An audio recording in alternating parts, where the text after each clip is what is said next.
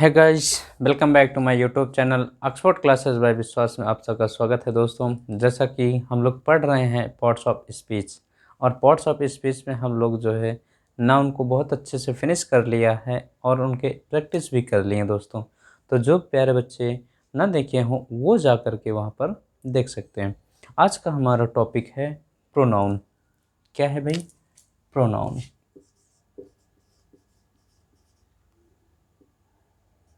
ये क्या होता है भाई? प्रोनाउन।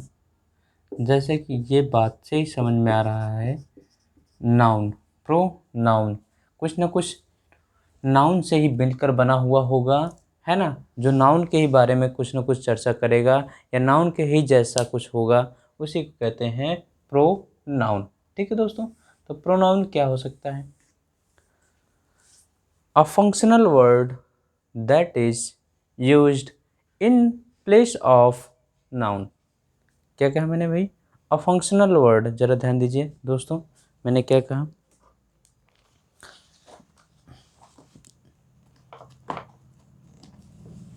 देखिए दोस्तों, a functional word that is used in place of noun और noun phrase is called pronoun, is called pronoun। बस समझिए दोस्तों, या हिंदी में बात करूं, एक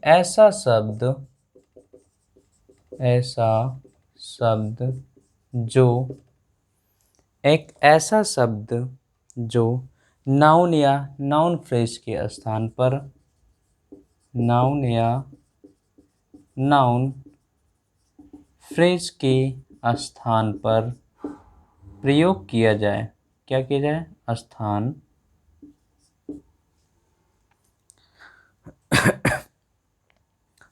के स्थान पर प्रयोग किया जाए, प्रोनाउन कहलाता है।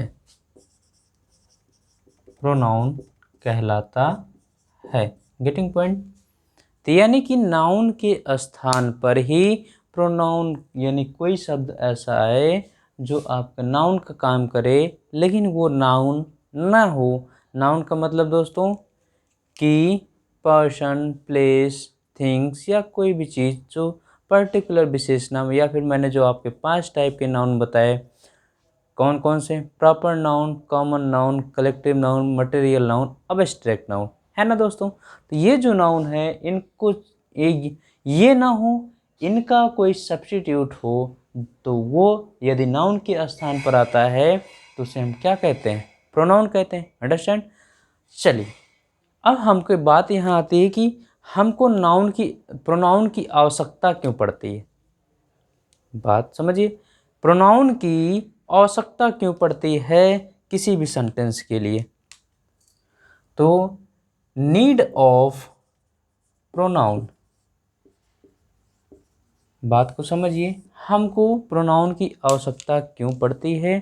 तो प्रोनाउन की आवश्यकता इसलिए पड़ती है कि जैसे मैं कह दूं, to avoid the repetition of noun. किस लिए भाई? To avoid the repetition of noun. यदि आप नाउन का बार बार रिपीटिशन कर रहे हैं तो उसको अवॉइड करने के लिए हम नाउन का सब्स्टिट्यूट प्रोनाउन यूज करते हैं। Getting point? है ना। दूसरा पॉइंट मैं बताऊं, दूसरा पॉइंट,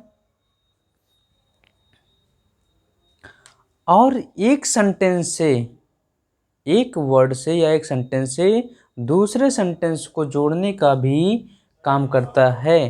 क्या करता है भाई? इट रिलेट्स, जैसे मैं कह दूं, यह जोड़ता है the word It relates the word to the other parts other parts of the sentence। यानी कि ये जो है किसी शब्द को किसी अन्य पार्ट्स ऑफ सेंटेंस से जोड़ता है, इसीलिए हमको किसकी आवश्यकता पड़ती है? प्रोनाउन की। जैसे मैंने अभी कहा avoid the repetition of noun. जैसे मैं कह दूं राम इज कम हियर, या मैं कह दूं राम कम हियर, या फिर उसके बाद कहूं Ram come here and Ram go there and Ram bent, Ram lips in. देखिए हाउस, मैं यहाँ सेंटेंस पूरा कर देता हूँ। हाउस, बात को समझिए दोस्तों। राम राम राम, जरा गौर को देखिए भाई। यानी कि मैंने कहा एक वर्ड, चलो ठीक है, राम कम हियर, यहाँ आओ। फिर मैंने कहा राम गो देयर, राम वहाँ जाओ। और फिर मैंने कहा Ram live in house, Ram घर में रहता है। तो ज़रा बताइए ये कहना बार बार उचित है?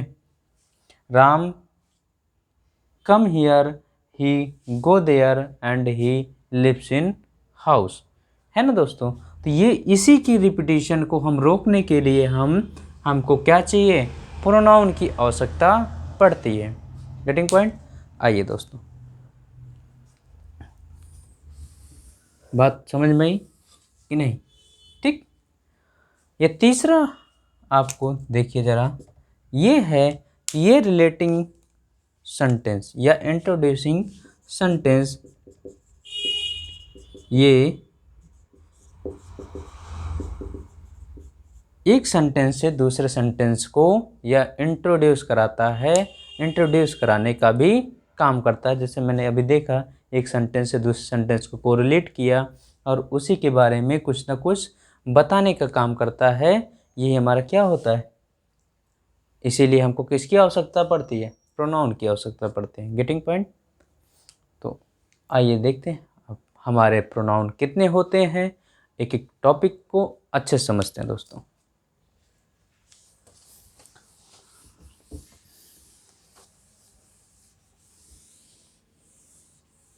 देखिए,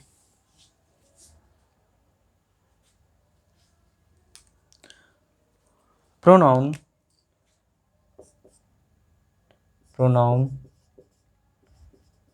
can be 10 different types, 10 different types, है ना? प्रोनाउन 10 प्रकार के अलग अलग होते हैं। जरा देखिए, मैंने पहला लिखा, गौर करिएगा, पर्सनल प्रोनाउन। Personal pronoun. दूसरा आपका पॉजेसिव प्रोनाउन। Possessive pronoun. तीसरा रिफ्लेक्सिव प्रोनाउन। Reflexive pronoun. चौथा देखिए, पर्सनल हो गया, पॉजेसिव हो गया, रिफ्लेक्सिव हो गया, एम्फैटिक प्रोनाउन। एम्फैटिक प्रोनाउन। पांचवा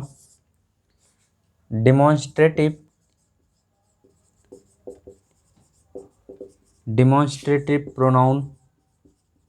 छठा आपका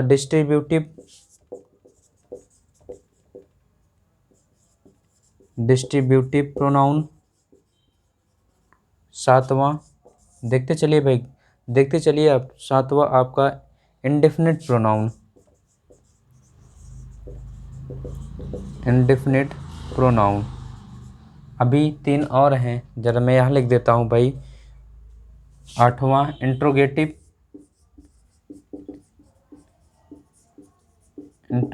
प्रोनाउन। 9वां आपका होता है रेसिप्रोकल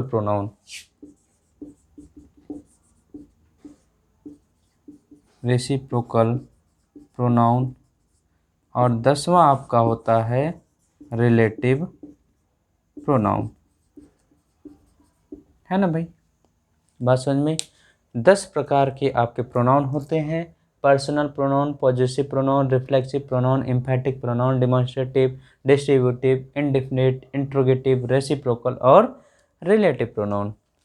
तो ये आपके 10 प्रकार के प्रोनाउन हैं और बहुत अच्छे अच्छे क्वेश्चन इनसे पूछे जाते हैं। आइए अब एक एक करके हम लोग इनका अध्ययन करते हैं। चर्चा करते हैं पर्सनल प्रोनाउन की। तो हेडिंग डालिए आप लोग, पर्सनल प्रोनाउन।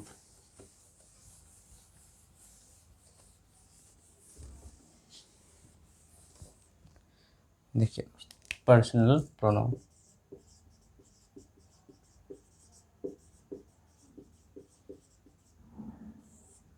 बात को समझिए। अब पर्सनल प्रोनाउन होता क्या है भाई, तो समझिए। ऐसे प्रोनाउन, पर्सनल देखिए पर्सन से संबंधित है कि नहीं, पर्सनल व्यक्तिगत, तो वही है। ऐसे प्रोनाउन जो किसी न किसी व्यक्ति से संबंधित होते हैं उसे को क्या कहते हैं, पर्सनल प्रोनाउन। ऐसे प्रोनाउन लिख लीजिएगा, ऐसे प्रोनाउन जो किसी न किसी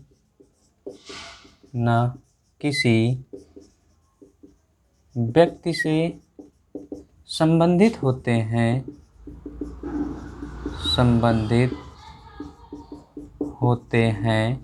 पर्सनल प्रोनाउन कहलाते हैं। पर्सनल प्रोनाउन कहलाते हैं। Getting point. ये 3 प्रकार के होते हैं। ये 3 प्रकार के होते हैं। जरा बात को समझिए। पर्सन कितने होते हैं, पर्सन 3 होते हैं आपके। कौन कौन से पर्सन की भी बात करूं, पर्सन आपके 3 होते हैं, फर्स्ट, सेकेंड और थर्ड। फर्स्ट पर्सन की बात करूंगा तो आई और वी, सेकेंड पर्सन की बात करूंगा तो यू, फिर दुनिया की सारी चीज़ें आपकी थर्ड पर्सन में आती हैं। ही, सी, इट, दे, राम, श्याम, कुछ भी आ जाए, etc। चाहे व्यक्ति का नाम, वस्तु का नाम, कोई भी चीज़ आ जाए वो आपके थर्ड पर्सन में होता है। बात समझ में, ठीक। फर्स्ट पर्सन इसको कहते हैं बात करने वाला। क्या कहते हैं भाई, मान लीजिए ऐसे, फर्स्ट पर्सन बात करने वाला, ये फर्स्ट पर्सन। सेकंड पर्सन, जैसे आप बात कर रहे हैं तो भाई बात, आप जब बात कर रहे हैं तो कोई ना कोई आपका बात सुनने वाला तो होना चाहिए, बात सुनने वाला होना चाहिए भाई। जब बात कर रहे हैं तो श्योर है कोई ना कोई होगा। तो जब कोई होगा तो सेकंड पर्सन यानी कि बात सुनने वाला होगा कि नहीं। बाकी आपका जिस व्यक्ति या वस्तु के बारे में बात की जाए उसी को थर्ड पर्सन कहते हैं। या मैं कह दूं, जिस व्यक्ति या वस्तु के बारे में बात की जाए वही सब होता है थर्ड पर्सन। बात को ऐसे समझ लीजिए या फिर ऐसे जान लीजिए, फर्स्ट प्रायोरिटी हमेशा हर व्यक्ति अपने आप को देता है, फिर अपनी फैमिली को देता है, फिर हम सब लेते हैं, फिर उसके बाद कहीं दूसरे की बारी आती है। जब दूसरे की बारी आएगी तो सेकंड, बाकी फर्स्ट यानी कि आई विल और यू, ये तीनों को छोड़ करके दुनिया की कोई भी बात आ जाए वो सब किस में जाती है, थर्ड पर्सन में जाती है। गेटिंग माय पॉइंट, ठीक। चले आगे भाई। ये आपका पर्सन था, यही आपके पर्सनल प्रोनाउन है। इनमें कुछ कंडीशन होती है। कंडीशन क्या होती है आप ज़रा बताइए। इनके कुछ चार्ट होते हैं, ज़रा देखिए, इनको बना लीजिएगा दोस्तों आप लोग। ज़रा मैं आपको समझाता हूँ इस तरह से।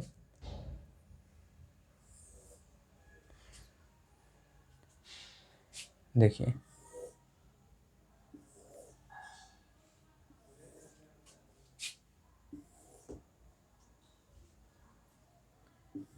देखिए भाई, इनको कुछ बातें हैं, आप इनको समझते चलेंगे तो अच्छा रहेगा। देखिए, मैं ऐसे डाल देता हूँ।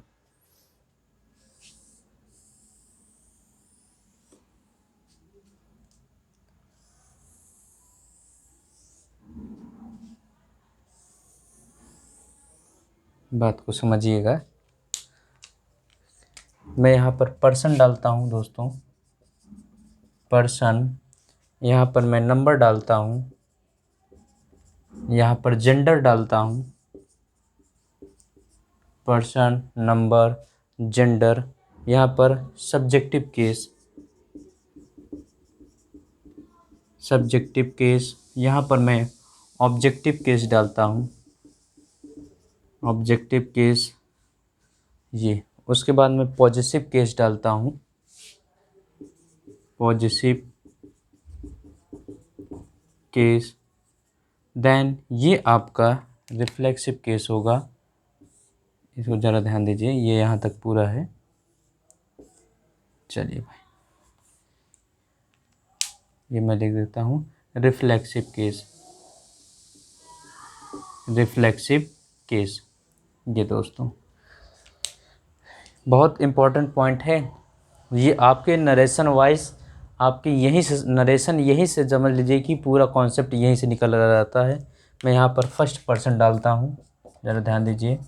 फर्स्ट पर्सन, सेकंड पर्सन और आपका थर्ड पर्सन। दिख रहा है ना भाई? हाँ, चलिए।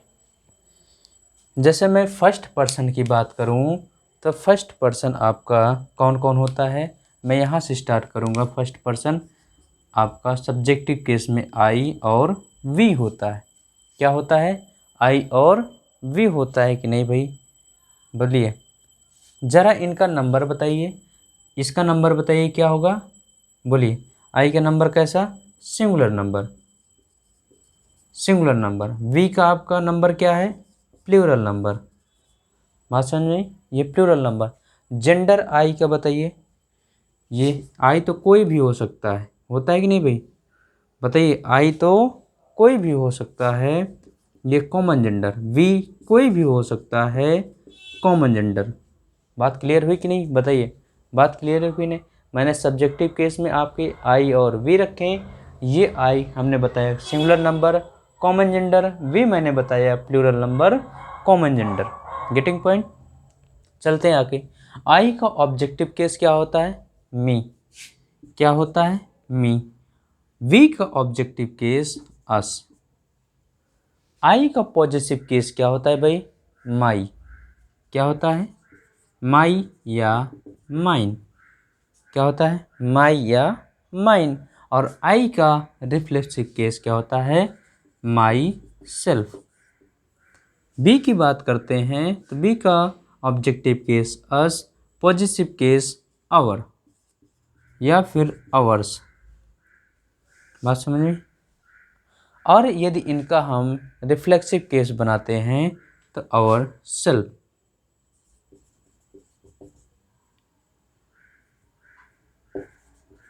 Our self. बात समझ में दोस्तों? ये यहाँ तक क्लियर हुआ। आइए सेकंड पर्सन की बात करते हैं। तो सेकंड पर्सन में सब्जेक्टिव केस में आपका यू आता है। आता है कि नहीं? यू।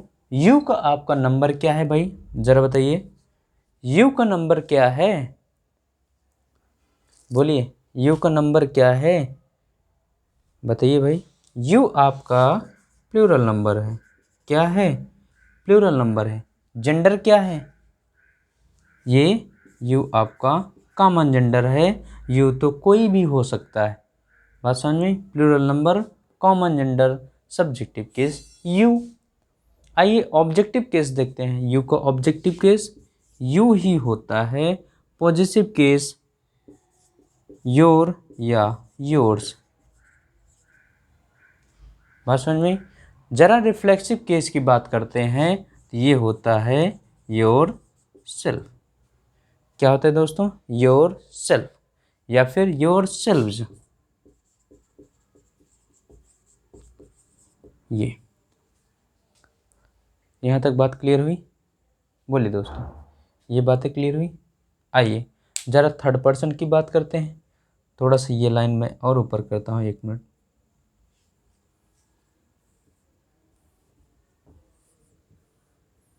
चलिए देखिए दोस्तों, इसको मैं यहाँ से खींचता हूँ।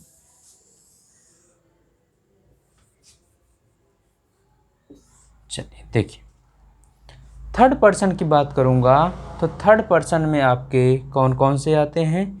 ही, सी, इट, दे।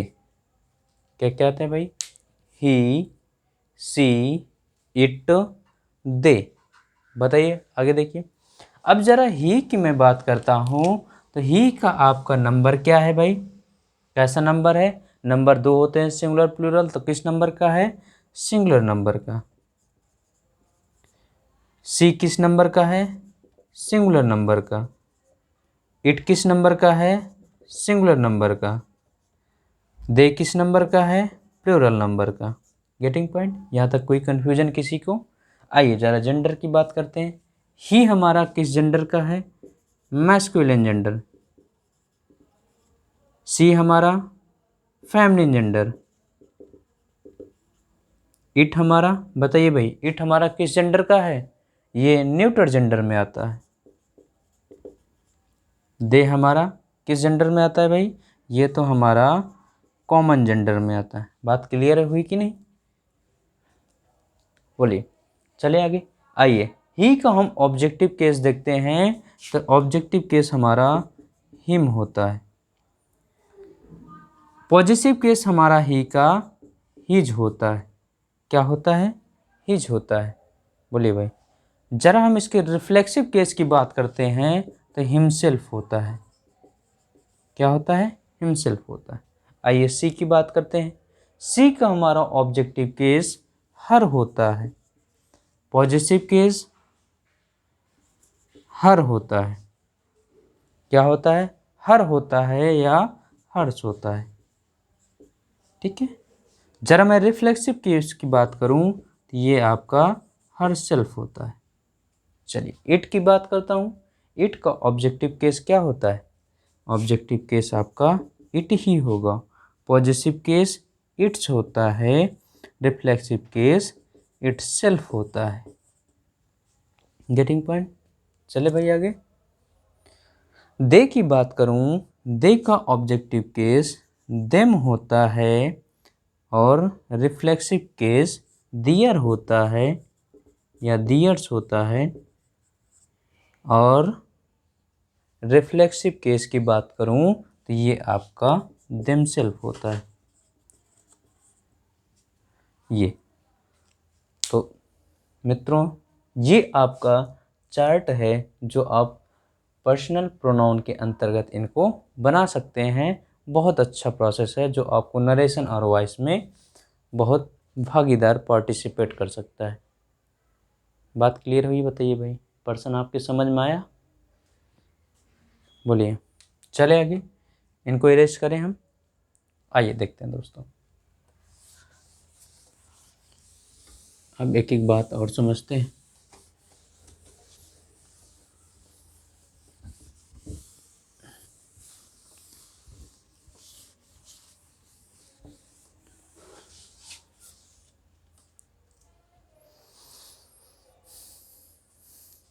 देखिए, पर्सनल प्रोनाउन आपके 2 टाइप्स के होते हैं। पर्सनल प्रोनाउन 2 टाइप के होते हैं। मैं बात करूँगा सब्जेक्टिव पर्सनल प्रोनाउन की और दूसरी बात करूँगा ऑब्जेक्टिव पर्सनल प्रोनाउन की। बात तो वही है, कुछ भी चेंज नहीं हुआ है। बस सब्जेक्ट के स्थान पर प्रोनाउन यूज होने वाले को सब्जेक्टिव कहेंगे और ऑब्जेक्ट के स्थान पर यूज होने वाले प्रोनाउन को ऑब्जेक्टिव कहेंगे। बात क्लियर हुई भाई? ज़रा बताइए। देखिए जैसे मैं कह दूँ बी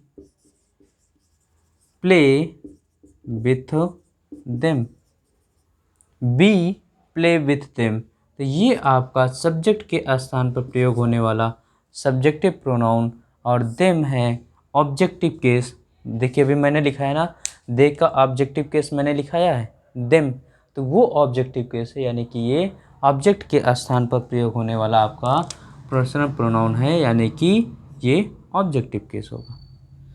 बातें क्लियर हुई?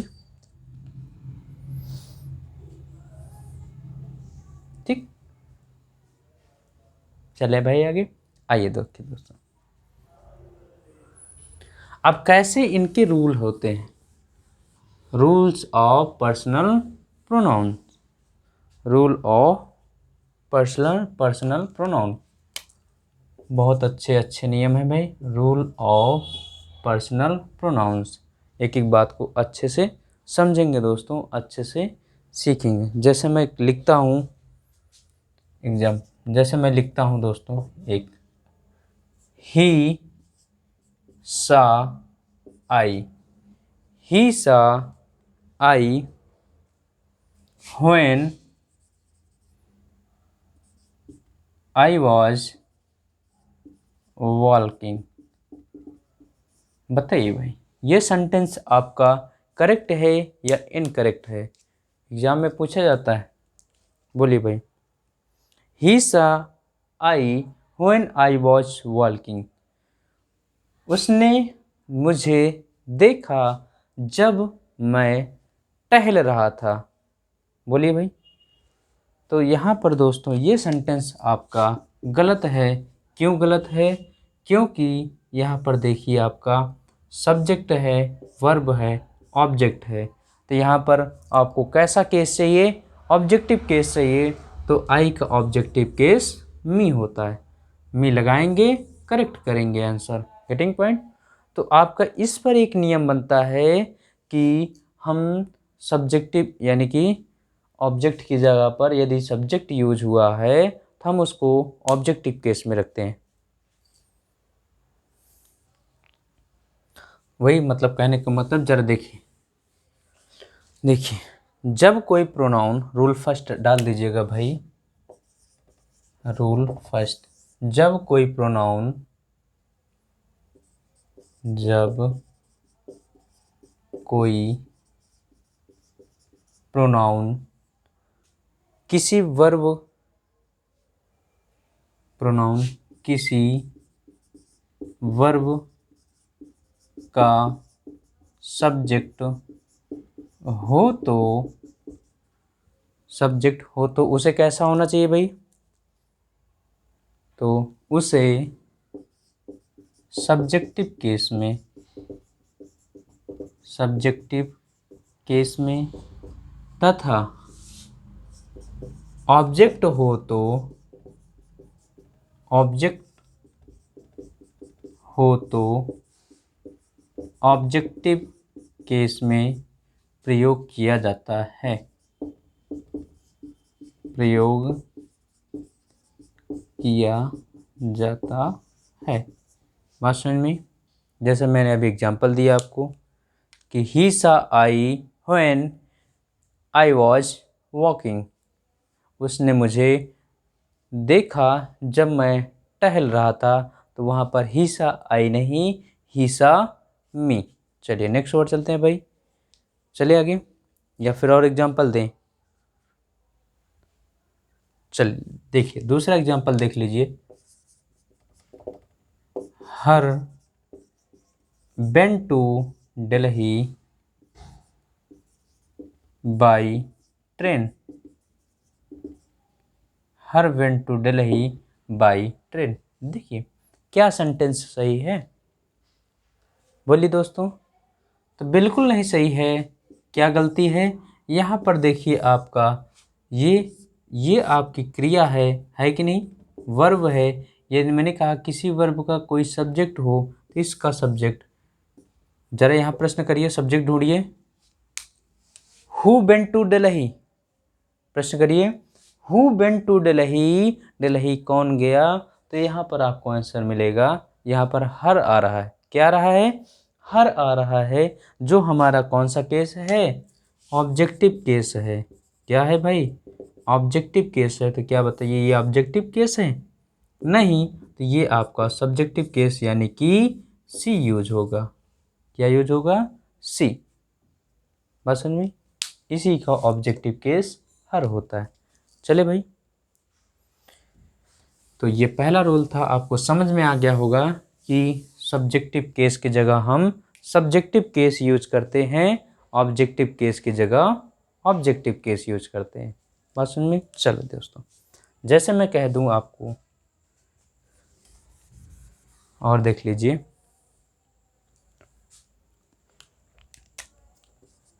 You, he and me, you, he and me have decided to go there। बोलिए भाई, क्या गलती है यहाँ पर? You, he and I and me have decided to go there। बोलिए दोस्तों, तो क्या गलती है? जरा देखिए, ये आपका वर्ब है, उसके पहले आपके ये सब्जेक्ट हैं। सब्जेक्ट हैं तो आपके सब्जेक्टिव केस में होने चाहिए। यू आपका सब्जेक्टिव केस है, ही आपका सब्जेक्टिव केस है। लेकिन ये जो कंजंक्शन से लगकर आया हुआ है दूसरा सब्जेक्ट हमारा, ये कैसा है? ये ऑब्जेक्टिव केस है। ऑब्जेक्टिव केस है, जबकि होना कैसा चाहिए? सब्जेक्टिव केस होना चाहिए दोस्तों। तो यहाँ पर मी नहीं, क्या होगा? आई होगा। ठीक दोस्तों, चले आगे भाई, बोलिए। मैं और आपको क्वेश्चन देता हूँ एक, जैसे देखिए प्रीवियस ईयर क्वेश्चन है, CHSL में पूछा गया है। देखिए, माई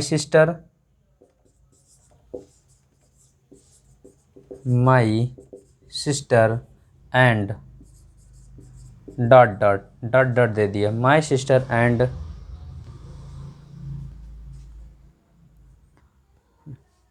are pleased to accept your invitation।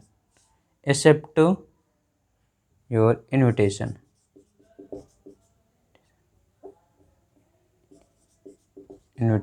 जरा बताइए भाई, मैं ऑप्शन देता हूँ आपको। पहला ऑप्शन है आपका आई, दूसरा ऑप्शन है वी, तीसरा ऑप्शन है आपका योर, या फिर मैं कह दूँ माई सेल्फ, चौथा ऑप्शन है आपका आई माई सेल्फ। बताइए भाई, क्या सही है, क्या गलत है? ये आपका CHSL 2013 में पूछा गया। हाँ, शायद 13 में पूछा गया। गौर करिए भाई। तो ध्यान दीजिए दोस्तों, कैसे? यहाँ पर देखिए, आर प्लीज्ड आपका वर्ब है। वर्ब से पहले आपका क्या आना चाहिए? सब्जेक्ट आना चाहिए, है ना? ये सब्जेक्ट है, ये एंड लगा हुआ है, और ये सब्जेक्ट है, तो यहाँ पर क्या आना चाहिए? सब्जेक्ट। सब्जेक्टिव केस कौन सा है? ये तो आपका ऑब्जेक्टिव केस है, ये गलत हुआ। ये आपका रिफ्लेक्सिव केस है, ये गलत हुआ। और ये आपका क्या है भाई? रेसिप्रोकल प्रोनाउन है, ये नहीं होगा। एक ऑप्शन है क्या?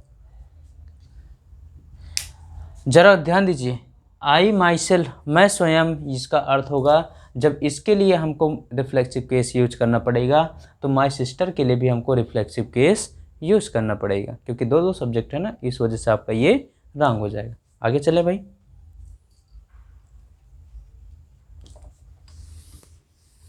बात क्लियर हुई? बताइए, यहाँ तक किसी कोई डाउट तो नहीं? बोलिए दोस्तों, किसी कोई समस्या, किसी कोई परेशानी यहाँ तक तो नहीं हुई? चले आगे, नेक्स्ट रूल चलते हैं दोस्तों।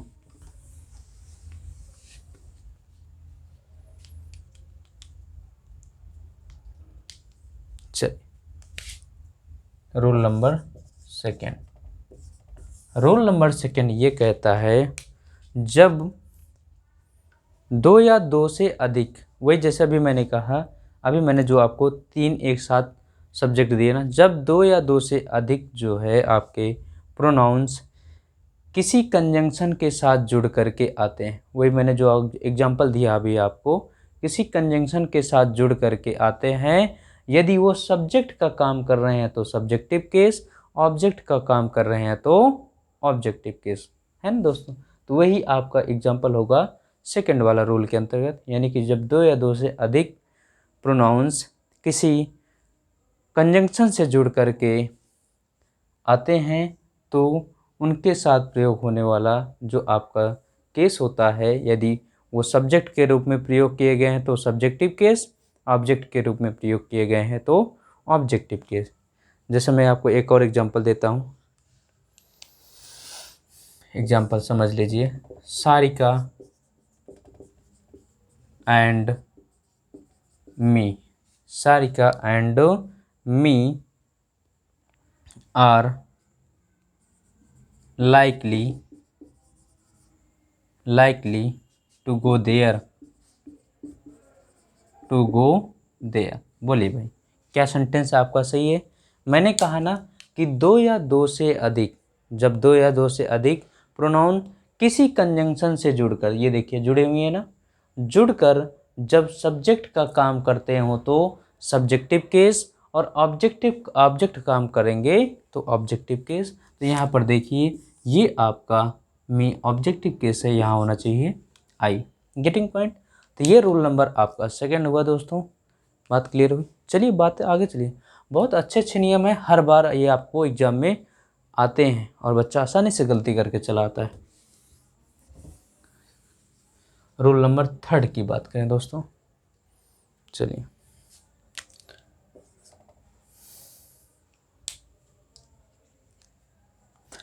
थर्ड कहता है यदि तीनों नंबर के प्रोनाउंस एक साथ वाक्य में प्रयोग किए जाएं तब उनका क्रम, कभी कभी क्रम पूछ लेता है कैसा होना चाहिए, तो वही जरा लिखिए भाई। यदि तीनों पर्सन के प्रोनाउन, यदि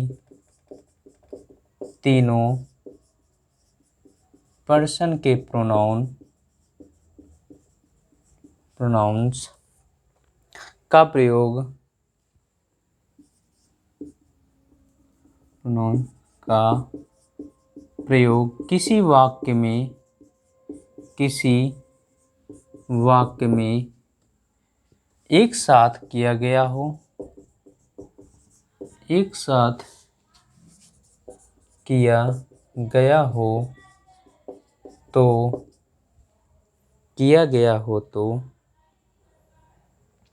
उनका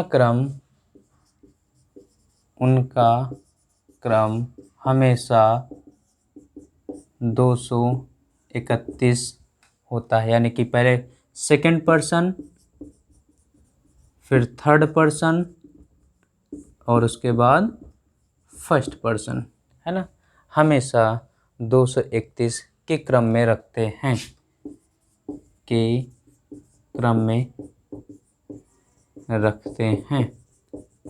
गेटिंग पॉइंट। चले भाई आगे बोलिए, बात समझ में ना। जरा एग्जांपल देखते हैं।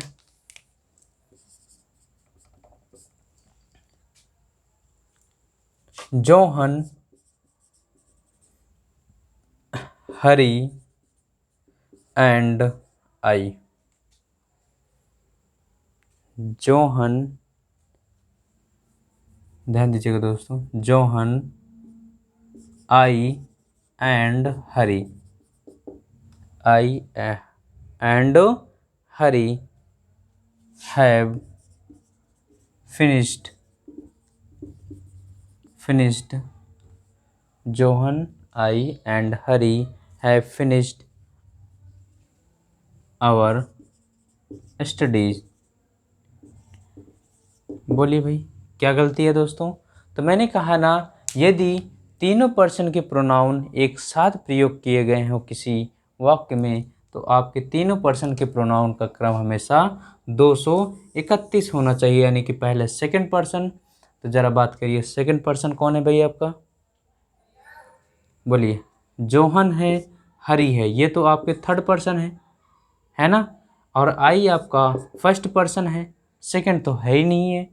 तो दोस्तों ऐसी बात होती है जब तो भी हमेशा ध्यान रखिएगा, जैसे मैंने कहा था 231 का क्रम होना चाहिए। यदि तीनों होंगे तो पहले सेकंड पर्सन यूज करिएगा, जैसे मैं कह दूं यू, फिर हरी एंड आई। ठीक है दोस्तों। यदि मान लीजिए आपका सेकंड पर्सन नहीं दिया है, क्या नहीं दिया है, सेकंड पर्सन नहीं दिया है, तो सबसे पहले हम थर्ड पर्सन यूज करेंगे, फिर फर्स्ट पर्सन यूज करेंगे। बात को समझिएगा दोस्तों। सबसे पहले हम थर्ड पर्सन यूज करेंगे, फिर फर्स्ट पर्सन यूज करेंगे। I getting point. यदि मान लीजिए आपको, इधर समझिए, थर्ड नहीं दिया, सेकंड और फर्स्ट दे दिया, तो आप पहले सेकंड यूज करेंगे, फिर फर्स्ट यूज करेंगे। Getting point. ठीक, तो इस तरह से आपको यूज करना है। यदि सेकंड और थर्ड ही दे दिया, तो आप सबसे पहले सबसे पहले थर्ड, फिर उसके बाद सेकंड। बात समझ में दोस्तों।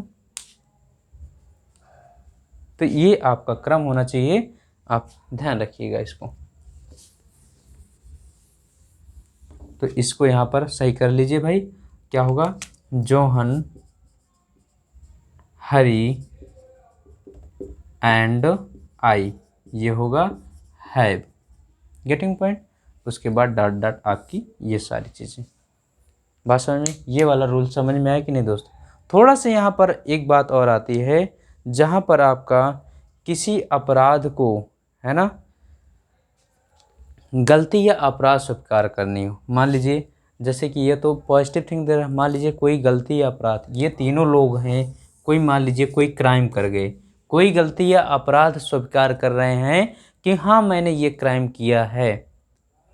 ज़रा समझिए, हाँ मैंने ये क्राइम किया है, तो सबसे पहले गलती स्वीकार कौन करता है, फर्स्ट पर्सन, उसके बाद आपका सेकंड पर्सन, देन आपका थर्ड पर्सन। इसका क्रम क्या होता है, 1 2 3 होता है दोस्तों।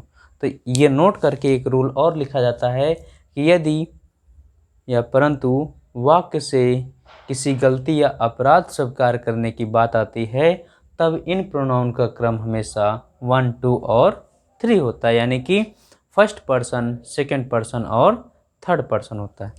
जैसे मैं कह दूं, देखिए, जैसे मैं एग्जांपल देता हूं, देखिए दोस्तों,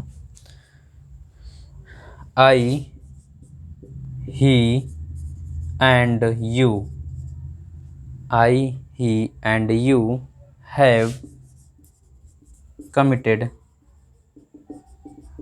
committed a sin, यानी कि मैं, वह और आप, हैव कमिटेड अ सिन, ये पाप किए हैं दोस्तों, है ना। तो ज़रा गौर करिएगा, ये कमिटेड अ सिन या पाप किए हैं, तो ये गलती स्वीकार करने की भावना आ रही है। तो जब गलती स्वीकार करने की भावना आएगी, तो आपका जो इनका क्रम होगा वो 1 2 3 होगा, यानी कि पहले फर्स्ट पर्सन यानी आई होगा, आपका सेकंड पर्सन यू होगा, तब आपका देन थर्ड पर्सन यानी कि ही होगा। Getting point. उसके बाद सारी चीज़ें ये वाली यहाँ होगी। Getting point. तो बात समझ में आई दोस्तों। ये तो ये था प्यारे दोस्तों हमारा आज का सेशन। कैसा लगा कमेंट बॉक्स में आप लोग ज़रूर बताइएगा। मिलते हैं नेक्स्ट वीडियो में, तब तक के लिए thanks for watching. Thank you.